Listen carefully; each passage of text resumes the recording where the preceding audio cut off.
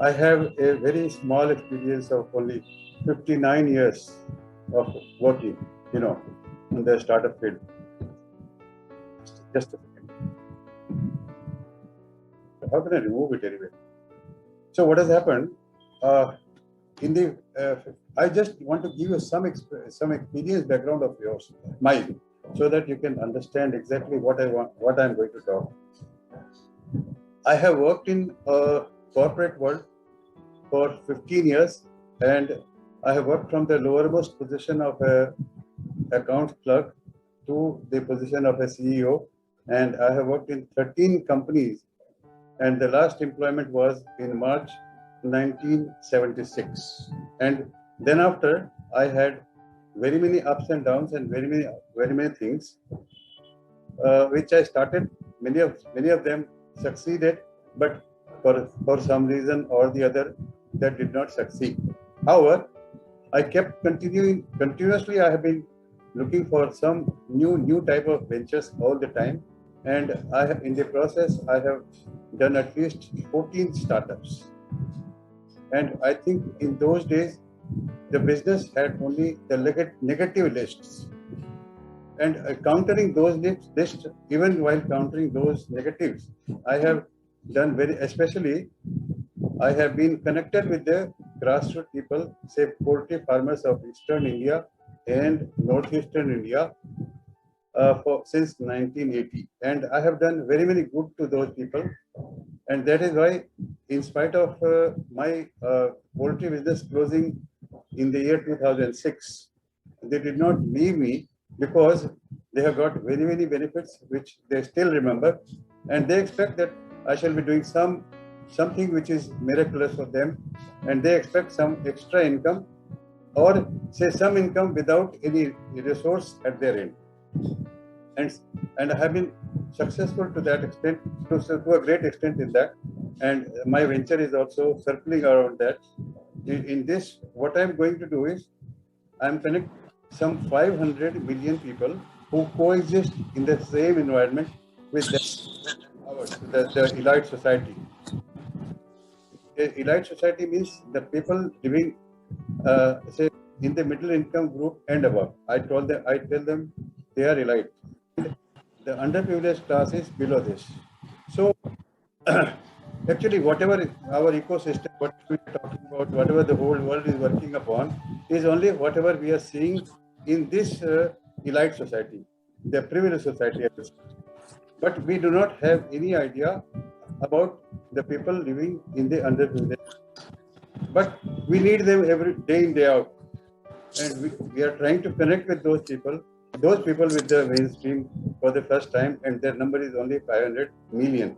And if you try to know that 50 million jobs could never be filled in just because of the gap between ourselves and the people in the underprivileged class. And have the knowledge and experience of insights of those people, and that is why I have started my enterprise. Anyway, let's not talk about regarding whatever I have learned, but I want to share actually the purpose of starting this enterprise at this age is only to leave the legacy of my experience for the future generations.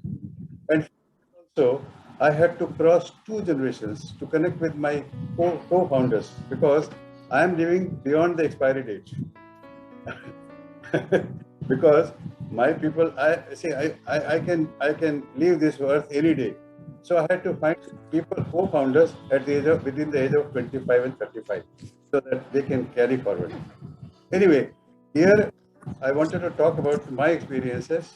I wanted to share my experience with all the August gathering, because they are very young and they have got so much of energy. And if my advice, or say my observations or my experience could be of some use to them. I'm just opening my screen. You see, there are problems. The problems of the startup industry could be seen. Can you see my screen? Screen visible? Hello? Hello? Yes, sir. Is my screen visible? Yes, sir. Okay. See, first of all, whatever project they have undertaken, they are freshers and with some experience, but they do not have the complete knowledge of running of an enterprise. So there's a big problem. Which one to manage and which one to leave. This is the problem with them. I'm trying to. There's one picture which is coming in between. I can't just remove it. Can you do it? Can you help me?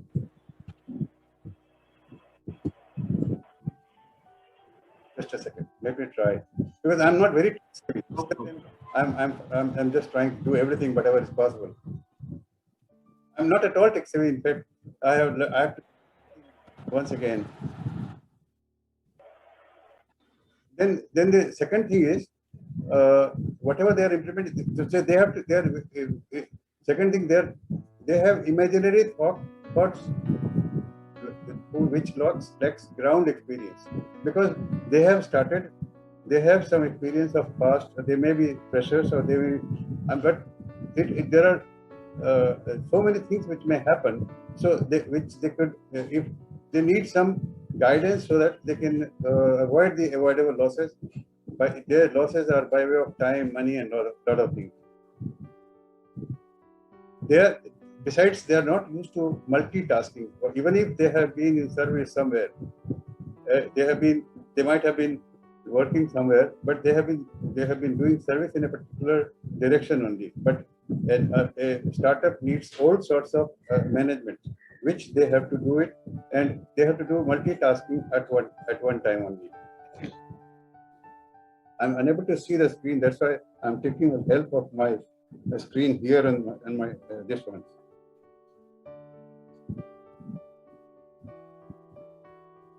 So they have to use this multitasking, and because everything needs urgent attention. When everything is urgent, there is nothing urgent. Everything is normal, and that is what has to be managed. Then distribution of responsibility also in an evolving environment, because as some of my friends said, the change is the only thing which is constant. And in the change, you have to change the responsibility of each individual. And each individual, by the time he or she gets used to it, that changes. So there's a total disturbance in everybody's working. So there has to be, but then one has to get used to this, because this is the change is the only constant in today's world. There cannot be consistency in work. Anywhere, whatever they have been doing, they have to keep changing. Then judicious spending. See, in judicious spending, we think normally that we should conserve money, we should be very much economical.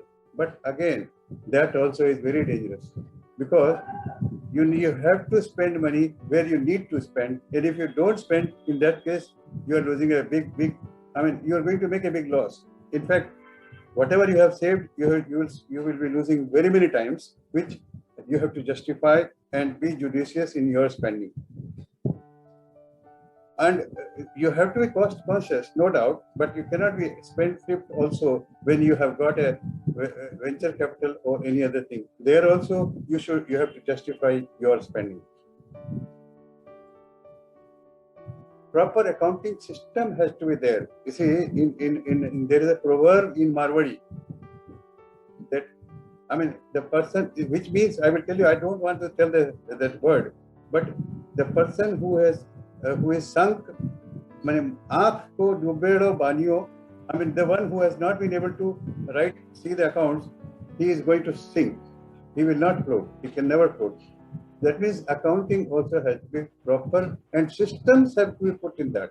Because see what happens if somebody has taken a petty cash for, say, even if 5,000 rupees, but he has to be made accountable that he should be giving all the expenses by the weekend. He should not be allowed to keep this thing pending for times more, because, and that is why, one more thing I will tell you, in my company, we have 52 week months. Our month consists of 7 days. this is for your information. If you could reduce the time, you can save future expenses, future losses, or say you can do much, you excel those things which you have gained within just 7 days.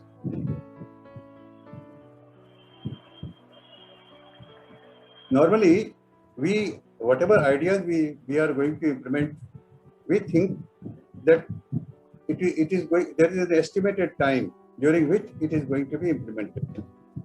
But normally, mostly it will not happen. So this requires some cushioning capital as well as cushioning time. Here, I will share some of my experiences. In the past, whenever I have heard so many financial institutions, loans and everything are squared up in all those things. But you know what happened? Whenever we approached the institutions, they were thinking if the requirement is 1 crore, why not you can do it 50 lakhs or 75 lakhs? But whereas in those days, in the traditional economy business itself, when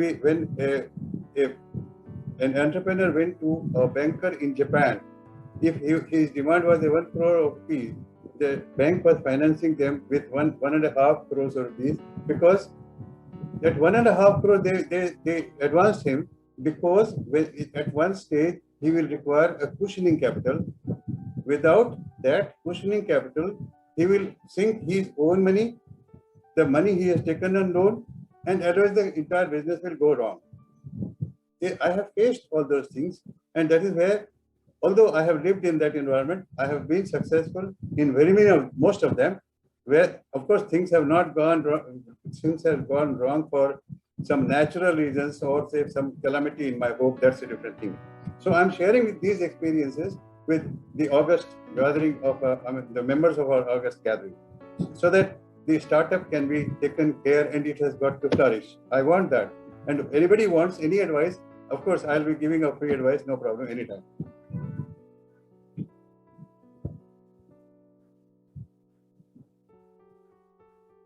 Acceptance and popularization of the concept, although there may be very urgent need of that particular concept which we are implementing. But the world has been there even when this product was not there. So they are used to it. There is always a system which is working. But to introduce system, we have to give them time. We have to educate consumers. We have to give time to we have to give more and more focus, and we have to here only the cash burn is required, because why I will say cash burn? In the new economy, there is no plant and machinery. In the new economy, the most things are not visual. So here, whatever the concept is, once the proof of concept, normally even for the venture capital also, because there also, it's venture capital, angel investors, they also need us. It's not that we only need them, but they also need us. But they should know what actually whether this is workable or not, the scalability is there or not, will they be able to get the returns or not? Because after all, they are also doing the business, we are also doing the business, and they depend upon us. That's why we have to calculate the acceptability, and we have to popularize the product, and it is time taking. This is where the investors part comes into. Software also. See, I'm not a software expert, but still, I have to learn everything from the beginning. On the basics, at least I know. And with that only, I can tell you, the software also has to be updated every day. Although you may have started with a robust software, but it has to be updated. Not only updated, it has got to be tested and again updated. This is where it has to be changed. This is something very, it's a very tedious exercise.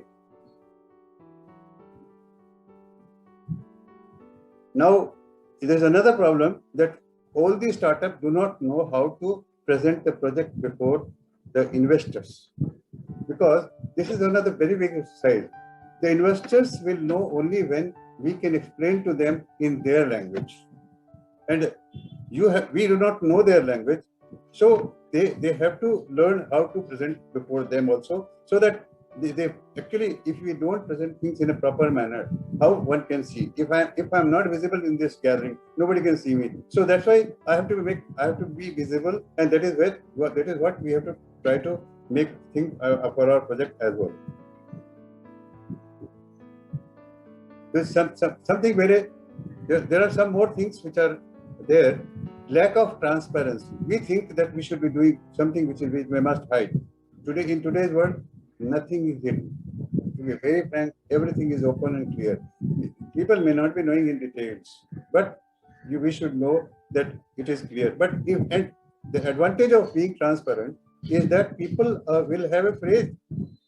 It may be your own people, it may be a co-founder, it may be your staff, it may be your people, it may be a customer, it may be your client.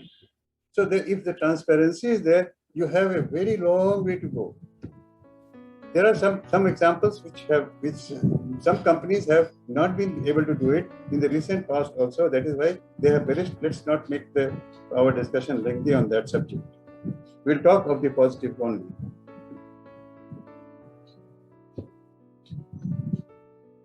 Insufficiency of multi-talented people.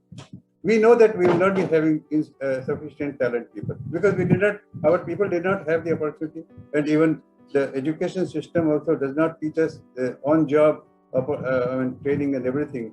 So what we have to do is we have to bring the people in fold. We have to make them understand, and we have to make them useful, tailor-made people according to our requirement. Then only things can work. If we expect things from outside, this is going to have a lot of difficulty because people are not. Firstly, they are not aware of your concept. Secondly, even if they come with some expertise, they will be doing something which they may be doing a good thing, but that may not suit your organization. So we have to take the freshers and build them slowly, gradually. With the process, they will learn because they also want a future in your company. Right? Sir?